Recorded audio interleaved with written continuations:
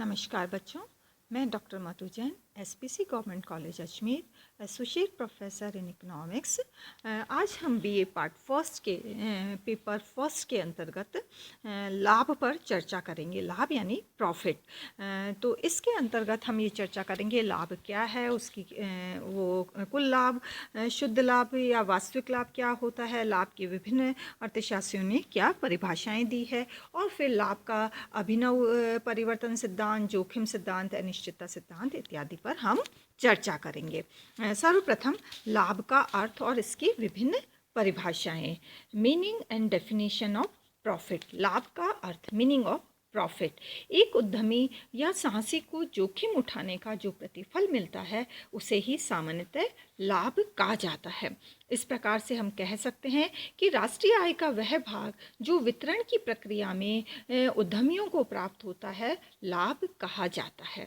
लाभ स्वभाव से अवशेष यानी रेजिडुअल इन नेचर होता है, यानी कि अन्य सभी साधनों को पुरस्कार देने के बाद जो भाग शेष बचे वही लाभ कहलाता है। विभिन्न अर्थशास्त्रियों ने लाभ को अपने अपने ढंग से परिभाषित किया है, यानी लाभ की परिभाषा, डेफिनेशन ऑफ प्रॉफिट। विभिन्न अर्थशास्त्रियों ने लाभ की विभिन्न प्रकार की परिभाषाएं दी है, जिसमें प्रोफेसर जे.के. मेहता के अनुसार इस प्रावेगिक संसार में मानव के उत्पादन कार्यों में अनिश्चितता तत्व एक चौथे प्रकार का त्याग उत्पन्न करता है।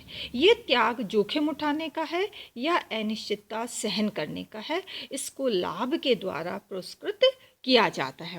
इसी प्रकार प्रोफेसर हेनरी ग्रेसन कहते हैं, लाभ को नव प्रवर्तन का पुरस्कार, जोखिम उठाने का पुरस्कार, बाजार में अपूर्ण प्रतियोगिता के कारण उत्पन्न अनिश्चितताओं का परिणाम कहा जाता है। इसमें से कोई भी दशा अथवा दशाएं आर्थिक लाभ को उत्पन्न कर सकती है। वहीं प्रोफेसर नाइट कहते हैं, आर्थिक विवेचन में शायद ही कोई शब्द या धारणा ऐसी होगी जिसका प्रयोग उतने अधिक आश्चर्यजनक किस्म में सुस्थापित अर्थों में किया गया हो जितना कि लाभ का किया गया हो।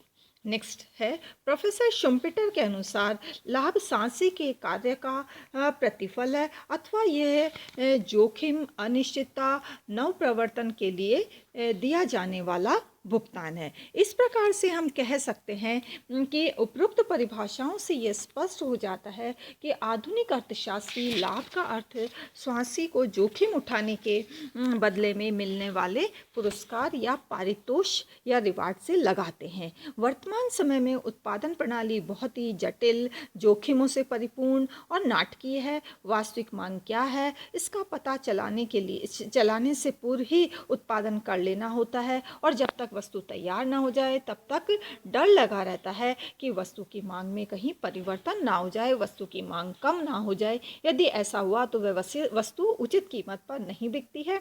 इसके अतिरिक्त नित्य नए होते आविष्कार, देश में अशांति, युद्धों के कारण कीमतों में परिवर्तन होने का डर भी बना रहता है। और इन सभी जोखिमों को उठाकर जो व्यक्ति उत्पादन करता है उसी को साहसी, उद्यमी या एंटरप्रेन्योर कहा जाता है, और इन सब जोखिमों को उठाने के बदले में उसे जो पुरस्कार मिलता है वही प्रॉफिट या लाभ कहा जाता है। नेक्स्ट है कुल लाभ और वास्तविक लाभ, ग्रॉस प्रॉफिट और नेट प्रॉफिट। इन दोनों में भी हम अर्थशास्त्र की दृष्टि से काफ़ी भिन्नता करते हैं। पहला है कुल लाभ यानी ग्रॉस प्रॉफिट। किसी साहसी को उत्पादन लागत के ऊपर जो अधिक आमदनी प्राप्त होती है उसे कुल लाभ कहा जाता है। दूसरे शब्दों में हम कह सकते हैं कि अन्य उत्पत्ति के साधनों को दिए जाने वाले कुल प्रतिफल, गिसावट व्यय आदि को निकालने के पश्चात जो शेष बचता है उसे ही लाभ कहा जाता है।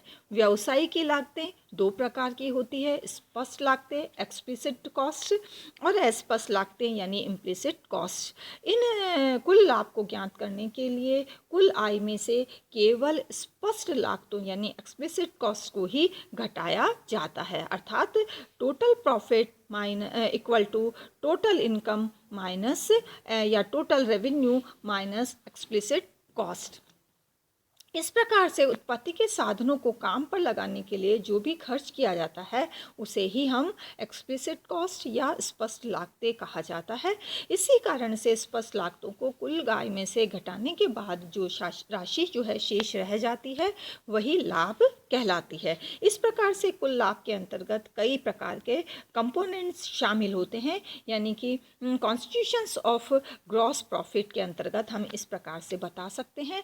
कुल लाभ कई तत्वों का सम्मिश्रण है। इस तथ्य की ओर सर्वप्रथम संकेत करने का श्रेय जो है प्रसिद्ध अर्थशास्त्री प्रोफेसर वॉकर को जाता है। उन्होंने कुल लाभ में निम्नलिखित बातों को सम्मिलित किया। नंबर 1, साहसिकी भूमि तथा पूंजी का प्रतिफल, रिवार्ड्स ड्यू टू लैंड और कैपिटल। जब कोई साहसी किसी वस्तु का उत्पादन करता है तब वह उस उत्पादन की प्रक्रिया को अपनी निजी भूमि, पूंजी, मकान या अपना श्रम आदि भी लगाता है। अतः वास्तविक और शुद्ध लाभ का अनुमान लगाते समय कुल लाभ में से साहसी द्वारा दी गई भूमि का लगान, उसकी पूंजी का ब्याज, उसके श्रम की मजदूरी, उसके संगठन संबंधी सेवाओं का वेतन आदि निकाल देना चाहिए, क्योंकि यदि साहसी उत्पादक इन सभी साधनों का स्वयं प्रयोग न करके अन्य लोगों को यह साधन उपयोग करने के लिए देता तो उसे जिसके बदले में अवश्य ही पुरस्कार मिलता। दूसरा है गिसावट तथा संरक्षण व्यय, डेप्रिसिएशन और मेंटेनेंस चार्जेस। प्रत्येक उद्योग में न्यूनाधिक पूंजीगत वस्तुएं जैसे मशीनें आदि अवश्य ही लगी होती है। वे कुछ समय तक तो कार्य करती है, लेकिन कुछ समय के बाद वो कार्य करने के लायक नहीं रह जाती। फलतः उन्हें तुरंत पुनः नई मशीनों से हमें प्रतिस्थापित करना पड़ता है, यानी उनके स्थान पर नई मशीनें क्रय करनी पड़ती है। इस प्रकार नई पूंजी की आवश्यकता एकाएक पड़ जाती है। अतः प्रत्येक साहसी घिसाई कोष की व्यवस्था करता है और वह प्रतिवर्ष अपने लाभ में से कुछ न कुछ घिसाई कोष में डालता रहता है, ताकि आवश्यकता पड़ने पर उसका नई मशीनों को क्रय करने में प्रयोग किया जा सके। इस प्रकार प्रत्येक साहसी अपने उद्योग धंधे का बीमा करा लेता है और इसके लिए वह प्रतिवर्ष कुछ प्रीमियम भी यानी भरता है। अतः वास्तविक लाभ का निर्धारण करने के लिए कुल लाभ में से घिसाई, बीमा व्यय आदि निकाल दिया जाता है। इस तरह से नेक्स्ट है व्यक्तिगत लाभ। व्यक्तिगत लाभ के अंतर्गत हम देखते हैं कि एक्स्ट्रा पर्सनल गेंस, अव्यक्तिगत लाभ यानी कि एक्स्ट्रा पर्सनल गेंस। अव्यक्तिगत लाभ के अंतर्गत प्रमुख रूप से दो प्रकार के लाभ शामिल किए जाते हैं। एक एकाधिकारी लाभ और दूसरा है जो कि आकस्मिक लाभ। एकाधिकारी लाभ यानी मोनोपोली गेन, कभी कभी उत्पादक एकाधिकारी दशाओं में कार्य करता है और इसके ऐसी स्थिति में उसे साधारण लाभ से कहीं अधिक लाभ प्राप्त होता है। ऐसे अतिरिक्त लाभ को एकाधिकारी लाभ कहा जाता है। इस प्रकार से हम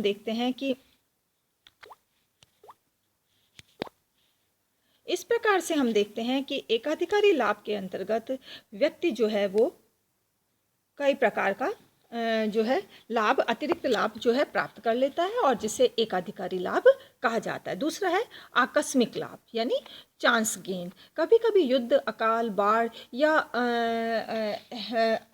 अनिश्चित घटनाओं के कारण उत्पादकों को अनायासी लाभ प्राप्त होने लगते हैं और ये लाभ योग्यता के कारण नहीं बल्कि परिस्थितियों के अनुकूल होने के कारण प्राप्त होते हैं। नेक्स्ट है वास्तविक लाभ, नेट प्रॉफिट। साहसी को दो प्रकार के कार्य जैसे जोखिम झेलने और मोलभाव करने की योग्यता का पुरस्कार है। इस प्रकार जहाँ तक जोखिम झेलने का प्रश्न है उसे हर व्यक्ति नहीं झेल सकता, केवल साहसी ही जोखिम झेलने की क्षमता रखता है। और इस संदर्भ में कहा जाता है कि यह बात कि व्यवसाय का मालिक ही मुख्य जोखिम उठाता है उस समय स्पष्ट हो जाती है जब हम सोचते हैं कि मालिक वस्तु के तैयार होने और उसकी कीमत निर्धारित होने के पहले ही श्रम, पूंजी, भूमि का भुगतान कर देता है।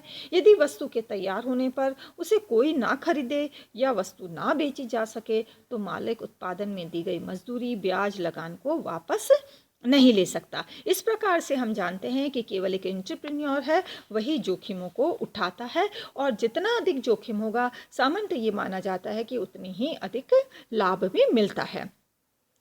इस प्रकार साहसी अपनी योग्यता और चतुराई का प्रयोग करके वस्तु के उत्पादन की लागत को घटा देता है, जिससे उसे अधिक लाभ मिलता है। इस प्रकार से वास्तविक लाभ हम कह सकते हैं कि वह लाभ होता है जो साहसी को जोखिम उठाने के बदले मिलता है। इस लाभ में अन्य प्रकार का भुगतान सम्मिलित नहीं होता। वर्तमान विचारधारा के अनुसार शुद्ध लाभ में केवल जोखिम उठाने का पुरस्कार ही शामिल किया जाता है। नेक्स्ट है, इस प्रकार से लाभ की विशेषताएं, फीचर्स ऑफ प्रॉफिट। लाभ की कुछ निजी विशेषताएं हैं जिसके कारण अन्य साधन पुरस्कारों से भिन्न माना जाता है। कुछ प्रमुख विशेषताएं इस प्रकार है। नंबर 1, ऋणात्मक होना, नेगेटिव होना। चूंकि साहसी स्वयं मालिक होता है, इसलिए उसका पुरस्कार या लाभ कभी ऋणात्मक भी हो सकता है, लेकिन मजदूरी, ब्याज और लगान जो है वो कभी भी ऋणात्मक नहीं हो सकते। नेक्स्ट है उतार चढ़ाव। साहसी जो है लाभ की दर में काफ़ी उतार चढ़ाव बने रहते हैं, जबकि लगान, मजदूरी, ब्याज आदि पहले से ही निश्चित होते हैं, इसलिए उनमें बहुत ज़्यादा उतार चढ़ाव नहीं होते। नेक्स्ट है अनिश्चितता। लाभ में सर्वाधिक उतार चढ़ाव का प्रमुख कारण व्यापारिक दशाओं का अनिश्चित होना है और जिस कारण से इनमें अनिश्चितता पाई जाती है। नेक्स्ट है गैर अनुबंधित आय। उत्पादन के अन्य साधनों को प्राप्त होने वाली आय की तरह लाभ एक अनुबंधित आय नहीं है, क्योंकि वह पहले से निश्चित नहीं किया जा सकता और उसके संबंध में काफ़ी ज़्यादा अनिश्चितताएं पाई जाती है।